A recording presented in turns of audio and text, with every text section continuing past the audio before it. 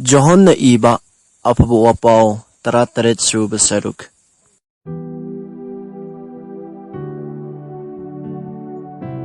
Jisuna wasing adu hairaba matungda sargada yangkhattuna hairami. Ipa pungpham adu lakle. Ibungobu na chana matik mangal chawhanba ngamnaba na chana pabu matik mangal chawhanbiyu. Mi pumna makki mathakta ibungo na matik pibi kibagumna mangonda pibi kraba pumna maklomba naidaba punsi pibi ba ngamnanabani. Amatta ngairaba achumba isor na hakpu amasung ibungo na thabirakpa Jesu Kristabu uba asi lomba naidaba hingba aduni. Aingonda pibi kiba sinthadu tauba loraduna malem sida ibungobu natik nangal chawhanle. Ipa taibang lay semdringaida ibungogi nakta layramba matik mangal adugumna haujik ibungogi nanakmaktada aibu matik mangal chawhanbiyu. Taibang panbadagi aingonda pibi kibasing adugi mafamda ibungogi minglen fongdokjare. Makhoi ibungogini makhoidu aingonda pibibani. Makhoina ibungogi wasu ngakjare. Haujikti aingonda pibi kiba pumnamak nangondagi thorakpani haiba makhoina khangjare. Ibungona aingonda pibi kiba wasingdu aina makhoida piduna makhoina lausinjare. Aduga aihak ibungodagi lakpamakni haiba makhoina khangle. Amasung ibungona aibu tharakpani haiba makhoina thajare. Aina makhoigi damak haijare. Aina tabang panbagi damak haijaba natte. Ibungona aingonda pibi kibasing adugi damaktani maramdi makhoi ibungogini. Aigi oiba pumnamak ibungogini. Ibungogidusu aigini. Makhoida aina matik mangal fangjare. Aihak tabang panda lairaroi adubu makhoi sidi tabang panda laikhigani. Aidi ibungogi nakta laklagani.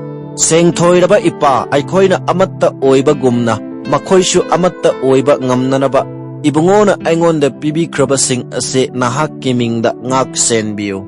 Aina makhoiga laiminaringaidadi ibungona aingonda pibi kibasing ase ibungogi mingda aina ngak senjarami.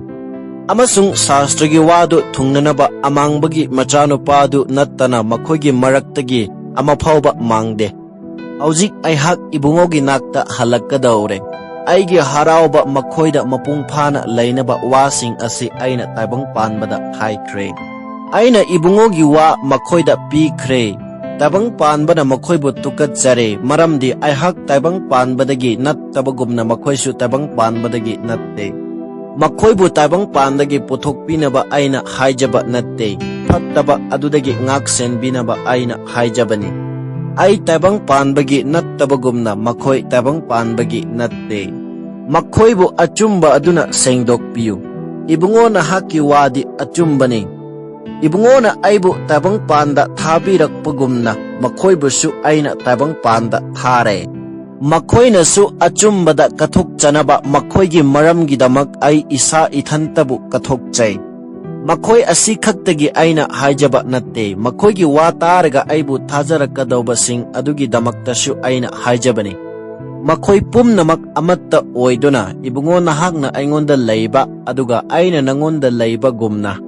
Makhoishu aingonda leiduna ibungona aibu tharakpani haiba taibang panbana thajanabani. Aikhoina hakchang amatta oiba gumna makhoi hakchang amatta oinaba. Ibungona aingonda pibi kiba matik mangaldu aina su makhoida pire. Aina makhoida aduga ibungona aingonda leiba asina. Ibungona aibu tabang panda tharakpani amasung ipa ibungona aibu nungsibagumna makhoibu su nungsi haiba tabang panbana khangnabani. Makhoi mapung phana masa amatta oina leiba oisano. E ipa ibungona aibu nungsibiba maramna tabang pan lay semdringaida aingonda pibi kiba aigi matiktu ujanaba. Ibungona aingonda pibiraba makhoisi aiga loinana aina leiba mafamduda leiba pamjai. Sengthoiraba ipa tabang panbanadi ibungobu khangde adubu ainadi ibungobu khangi.